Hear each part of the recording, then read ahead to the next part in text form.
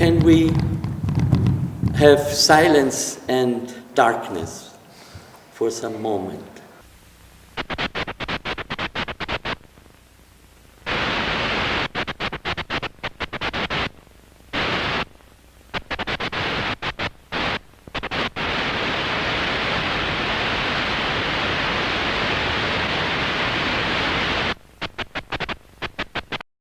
You see, image and sound, light and noise, that's life in its simplest existence for the human animal. Yeah? And sound is always the messenger of movement.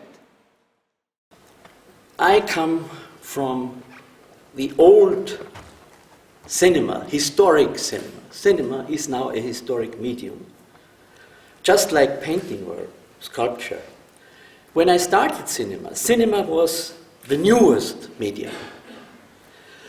And that was very interesting to see this transition from being on the crest of the wave into becoming historic.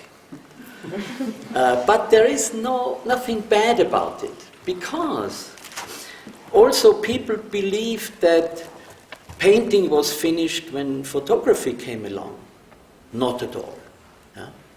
Theater was finished when film came along. Not at all. Yeah? And now they believe film is finished because digital comes along. Not at all. I believe firmly that cinema, I think, is an art form which is complete. It has a hard core which no other art can touch.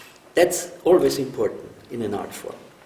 Sculpture has a hard core which painting cannot touch, which music cannot touch.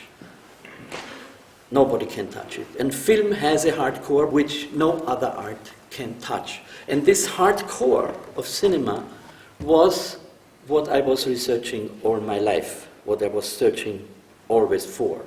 I wanted to make films like you like them or you don't like them, but you have seen something which no other medium could give you.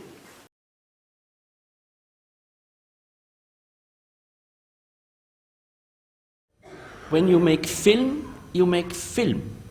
And the first commandment is that it is a good film. And a film where there is a commentary from the outside and the background music can never be a good film. So, because film has to speak with its own means, not with the Department of Literature outside hired speaker with a hired text. It must speak with what you have. So this is my concept of film language. If I have as material for departure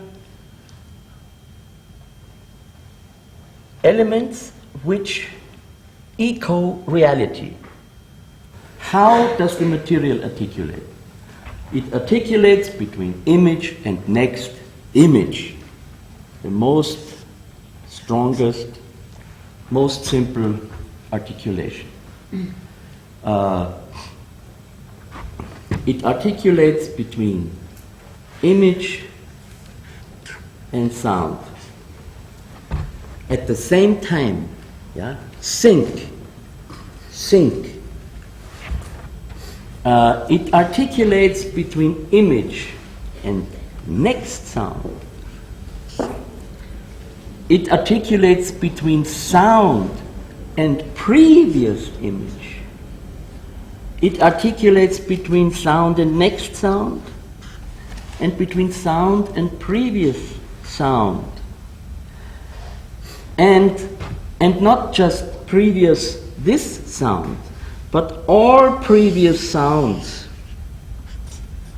since back to the beginning of the film.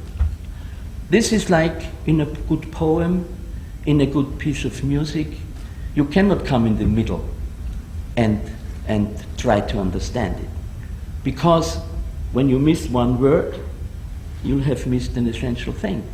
Film can give you totally two different elements at the same time, and you, of course, cannot escape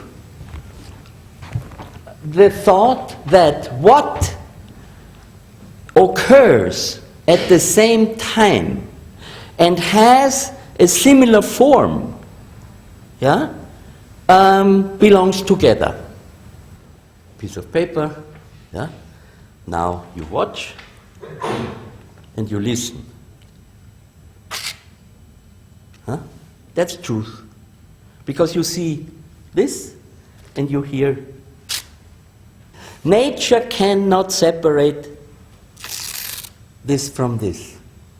So whenever I hear this, I know paper is torn. Proof.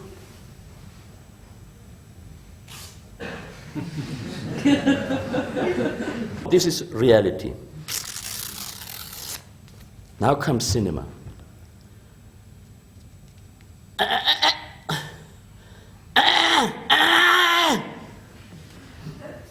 See?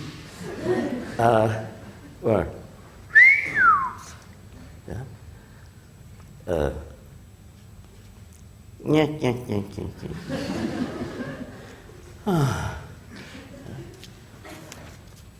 No! Yes.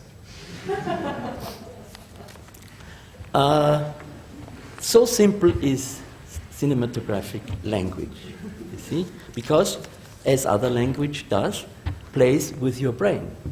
And then you have, so to speak, not two sensations, but four at least. But in reality you have 20 here and 20 there. What are you doing? The usual process, comparing. Thinking is nothing but comparing. You compare A to B and you make sense out of it.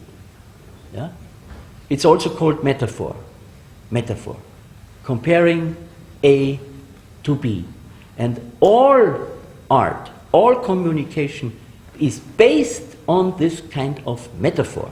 By the way, this is today one of the greatest filmmaker killer is the new digital system that you always have the sound already perfectly there. Yeah? And there you are stuck, because a sync sound isn't worth anything.